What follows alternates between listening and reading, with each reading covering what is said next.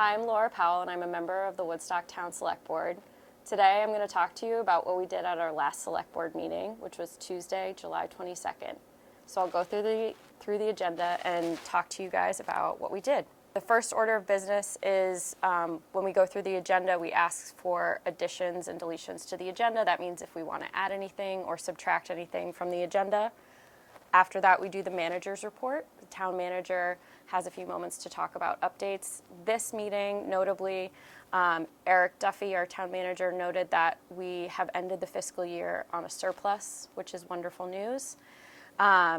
He also mentioned that it's very likely we are going to be eligible for the Clean Water Revolving Fund, which could be applied to option 1B, which is what we called the major infrastructure project, having to do with the acquisition of the water company last year. It's the replacement of the pipe coming down Cox District Road and along Route 4. Participating in the revolving fund would mean that we wouldn't have to pay interest, so that would save quite a bit of money, which we're very excited about. After that, we had some votes. We vote to approve liquor licenses as a part of our general business, and so we approved some liquor licenses. We are also in charge of managing sewer users, and so we had 2 sewer abatements. As I mentioned in my last video, we have a very strict criteria for coming before the board to ask for an abatement. There's usually 4 criteria.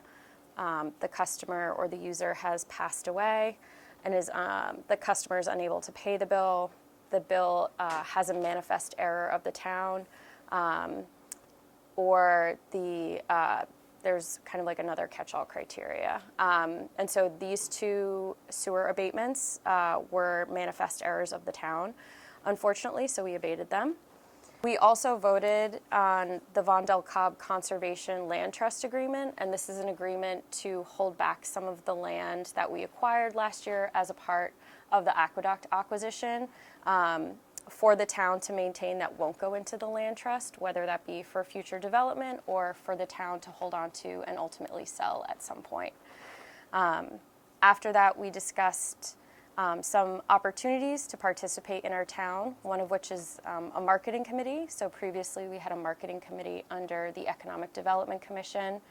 We have a marketing program director who came with suggestions for what a new reimagined marketing committee would look like. And so we decided to advertise those appointments. So if you are interested in participating in that, I believe we said that that committee should be 5 people with 2 members from the Chamber of Commerce. Please, check out the town website to apply for that board if you're interested. We also have a vacancy on the South Woodstock Design Review Committee. That is a 3-member board, and that's an advisory committee. So if you're interested in participating in a committee that deals with design as a part of our zoning and planning, definitely check out the town website for that as well. We had a vote to approve a housing incentive as a part of the Economic Development Commission's previous work to put together different types of housing incentives. One of them is to rent to local workers, and so we approved a housing incentive for the rental of one of the apartments above the Taftesville General Store, which is exciting. 2 discussions we had during the meeting. The first was about the future of the 4th of July celebration in Woodstock.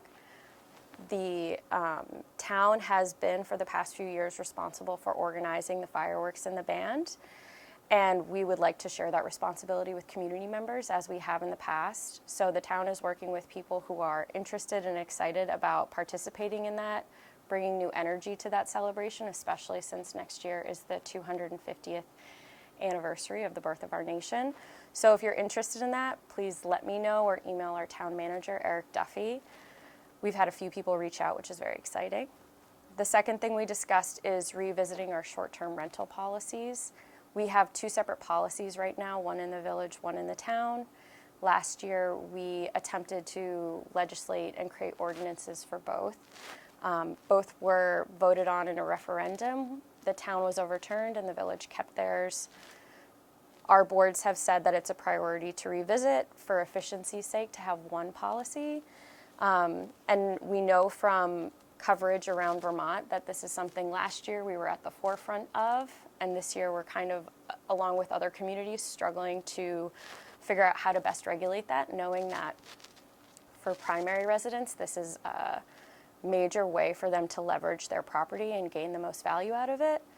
But also, do we have an interest in regulating the market to hinder prospective home buying so that we are, trying to reserve homes for people who will live here full time and participate in our economy?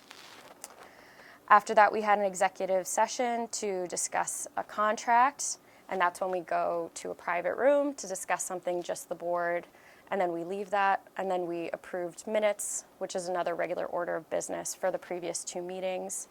After that, we had public comment, which is a change we made this meeting. Usually we have citizen comment, public comment at the top, but it's within the chair's discretion to move the citizen comment around in the agenda.